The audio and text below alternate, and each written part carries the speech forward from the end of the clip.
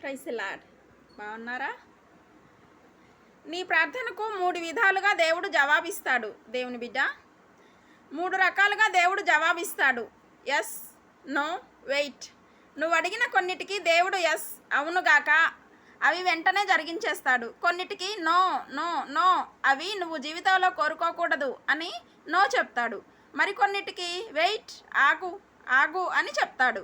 Abraham అడిగాడు అడుగుతూనే ఉన్నాడు, ప్రభువా నాకు బిడ్డలు కావాలి అని. వాగ్దానం ఇచ్చావు కదా, ఇంకెప్పుడు ఇస్తావు అంటే వెయిట్ వెయిట్. ఎన్ని సంవత్సరాలు వెయిట్ చేయమన్నాడు దేవుడు ఆయన్ని? 25 సంవత్సరాలు వెయిట్ చేయమన్నాడు. వెయిట్ చెయ్యి, నీకేం ఇబ్బంది ఏమీ లేదు. నువ్వు సంతోషంగా అన్నిటిలో ముందుకెళ్ళు. ఆ లేని దాని గురించి ఆలోచించి చింతకి లోనవుతూ నీ జీవితాన్ని దుర్భరంగా చేసుకోవద్దు.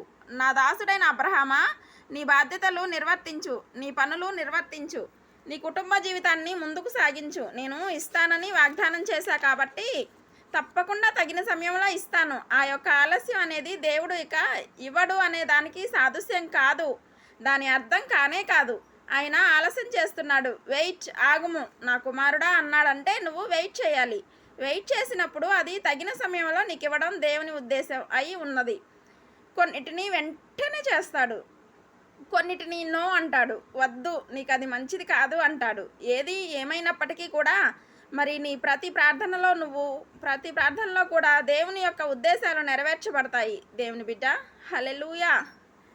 దేవునికి మహిమ కలుగును గాక. సబ్స్క్రైబ్ చేసుకోండి, లైక్ చేయండి, అనేకులకు షేర్ చేయండి. జీవితమంతా నీ సేవకే, జీవించు నీ సాక్షిగా యేసయ్యా. జీవితమంతా నీ సేవకే, జీవించు నీ సాక్షిగా యేసయ్యా. నీ నామమే నాకు రక్షణయా, నీ నామమే నాకు మోక్షమయా, నీ నామమే నాకు రక్షణయా, నీ నామమే నాకు మోక్షమయా. మార్చుమయా నా మనస్సు, మార్చుమయా, మార్చుమయా నా మనస్సు, మార్చుమయా. జీవితమంతా నీ సేవకే, జీవించు నీ సాక్షిగా యేసయ్యా. హల్లెలూయా. Praise the lord.